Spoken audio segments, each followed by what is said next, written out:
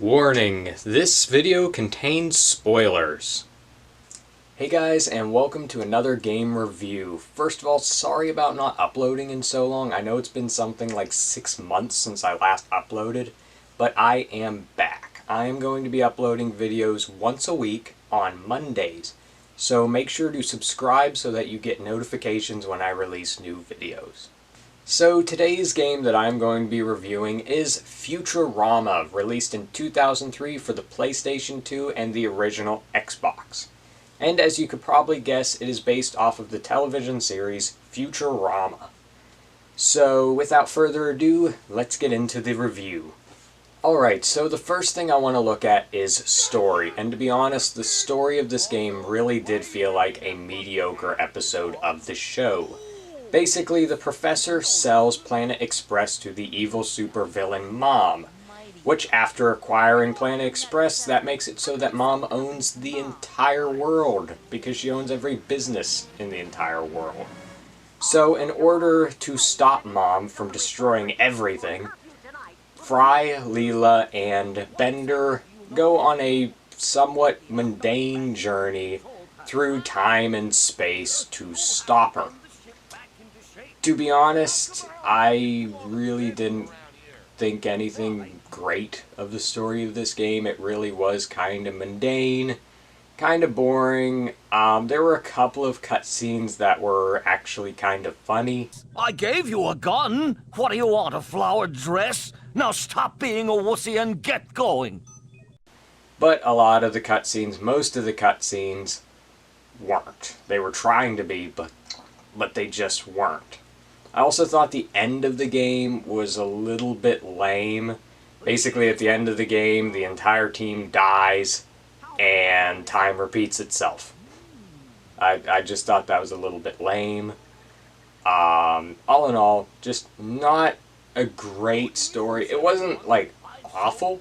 I've seen a lot worse, but it really wasn't great. So, I am going to have to give this game a 5 out of 10 for story. It wasn't great, it wasn't horrible, but it also wasn't very good either.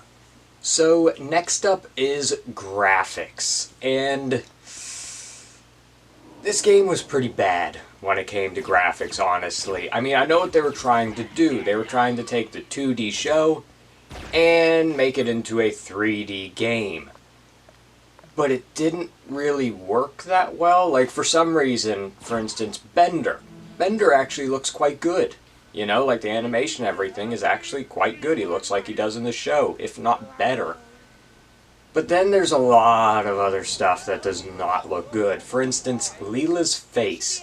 For some reason, Leela's mouth looks so weird. I have no clue why. I don't know what they were going for, but just looked really, really weird. There's also a lot of, like, odd shading, and for some reason, most of the game I found to be oddly dark. Like, the atmosphere is just, like, really dark. And also, I know that the game was supposed to be simplistic looking because the show's animation is fairly simplistic. But a few of the areas just went too far. They were, like, overly simplistic. Like the levels where you play as Bender in Gopher Canyon, I think it's called. It's just such a boring area. It just looks so bland. It's just like yellow sand, yellow rocks, yellow enemies. Everything is just kind of sand. And I just did not really care for that. And yet again, the character animation, aside from Bender, was all really, truly just awful. So, I am going to have to give this game a... Ooh, honestly, this is kind of a hard one. Because it's like... The graphics, at times, they weren't awful. At times. They weren't good, but they weren't awful, but at other times they really, really did feel terrible. So, I think I'm going to have to give this game a 4 out of 10 for graphics. Honestly, one of the main reasons I have to give it a 4 out of 10 and I wouldn't give it less is because when I'm reviewing games, I always compare them to other games of the time. And for some reason, don't ask me why, but 2003, the year this game was released, wasn't an impressive year for graphics. I felt like there were a lot of games that didn't look great. So seeing as the game was released in 2003, I think a 4 out of 10 is a good rating for graphics. Alright, so next is gameplay, and in my opinion, and I think most people's opinion, gameplay is the most important part of a game. And if you thought this game's story and graphics were bad, you haven't seen anything yet. Because this game's gameplay is... it's awful. First of all, the first level. You play as Fry, and you have to collect tools for the professor. To be honest, I liked that level. That was the only level in the entire game I actually liked. So when I first started playing, I thought it was going to be a good game. But then it just went downhill. And it kept going downhill. And then it started going down a steeper hill. And then it went down a ditch. Into oblivion. Because beyond that first level, I did not enjoy this game at all. It just kept getting worse. I mean, Fry's levels, for instance. Basically, in the game, first you play as Fry, go through so many levels. Then you play as Bender, go through so many levels. Then you play as Leela, yet again, more levels. Then you do one random level as Zoidberg, because why not? That was actually an okay level. It wasn't one of the worst. And then you play 3 final levels. One as Bender, one as Leela, and then the final level as Fry. Fry's levels, those first levels, first one was good. Beyond that, not great. They were some of the better levels in the game, I will say that, but they were very repetitive. And when you go in the sewers, I hated that area. Because, well, that's when you first started to realize they don't know how to design levels. Because there are, toxic waste spills down there. And some of them are downright impossible to jump. There's also some parts where you have to jump on the backs of alligators. Yet again, the jumps are too far apart. Almost impossible to jump. You're basically relying on pure luck. Then you play as Bender in the boring Gopher Canyon. And that's just awful. I mean, those Bender levels are not good. Especially there's one part where you play as Bender and you have to jump across beams, several beams. In most platforming games, that wouldn't be so bad. That sounds easy. But not in this one. Because the last 2 or 3 beams, they placed way too far apart and they are almost impossible to jump to. Literally, like, I died there so many times. Literally died to the point that I actually rage quit and didn't come back until the next day. That's how bad that was. And then Leela's levels. They're these annoying, awful, one of the worst things I've ever seen in a game, exploding skeletons. I hate them because they are almost impossible to avoid, and if they blow up near you, you're almost guaranteed to die. And they're faster than you. They're somehow slightly smarter. I don't know how. And the only way you can get away from them is basically if there happens to be an object in the area, you can get them stuck on the other side. If you go on one side, they might get stuck on the other side. Then sometimes they just walk around it and kill you instantaneously. And I just really did not like that.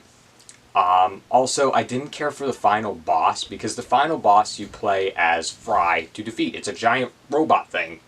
And you have to shoot, I guess it's power supply thing, while there's flying bird robot things trying to kill you. And this is the only point in the game that you will have to use the scope on Fry's gun. And to be honest, I didn't even know the gun had a scope. I'm sure they told me at some point in the game how to use it, but I didn't know. I kind of missed that bit.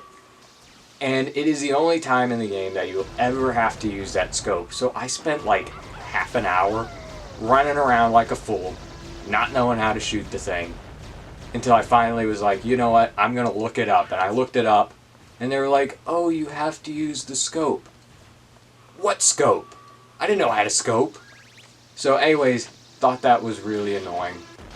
The gameplay was all really just pretty awful. Aside from that one first level, and the Zoidberg level wasn't terrible. So I'm going to have to give this game, for gameplay, a 2 out of 10. That's very bad. I mean, that's downright near awful. It's pretty rare that I play games that are that bad, and this game was that bad. Alright, so just a couple more things I want to talk about before I give you this game's final score.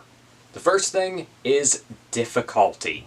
To be honest, this game was very hard. I found this game to be quite difficult. Mainly because of the horrible game design. Like I said, those horrible beams you have to jump from. The exploding skeletons. There's also in the final levels, there are these doors that you have to put codes in, and I am really good at number patterns. Okay, I'm like a pro at that. I can look at one of those number pattern things where it's like, figure out the numbers that are missing in the order. And I can figure those out in like seconds. This game, though, they had codes like that. First one's easy. It's literally just from 1 to 9. That's very easy. Then the next one was a little bit harder, but still quite easy. I figured it out in like 2 tries. Oh, and if you get it wrong, you do die. Remember that. If you get it wrong, you die. Then the last door code you have to do. It is so stupid and annoying, and I died so many times. So many times. I ran out of lives. I got game over. Twice. I rage quit several times because it was so annoying. And it turned out the code was basically counting from either ends of the number scale. So it was like 9, 0, 8, 1, so on and so forth. And it just, that just irritated me so much. I don't know why I didn't figure it out, honestly. Looking back now, it kind of made sense. But I think the thing was, I just didn't expect them in such a dumb, terribly made game. I didn't expect them to actually put a difficult puzzle in.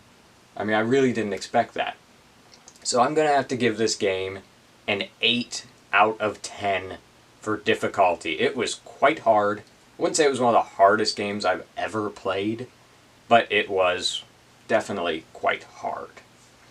And the last thing, before the final score, I want to talk about is the length of the game. Honestly, any length of this game would be too long. If it had been an hour, I would have said it was too long. The game is not long by any means. This game only took me 7 hours to complete. But honestly, with all the terrible deaths and boringness, it felt like years. It truly felt so long. I was actually surprised when I was looking back over, my gameplay and stuff, and it was like, this game only took me 7 hours? Yeah, that was hard to believe. So, there you have it. That is the length of the game. 7 hours. Too long. Alright, it is now the moment you have all been waiting for. The final score. And as you can probably gather from the rest of this video, it's not a good score. It's bad. It's very bad. This game is going to get a final score of 2.7 out of 10. That is a very bad score. I think that might be the worst game I have reviewed thus far. Though I will tell you, in the future, I wouldn't be surprised if there will be worse games, but I'm looking forward to reviewing a better game next week. Hopefully. Maybe. I don't know. We'll see. But hopefully next week's game is a better game, because this game was awful. I would not recommend you play it. The only reason I would say that anyone would want to play this game is if you want to cause yourself mental and emotional damage.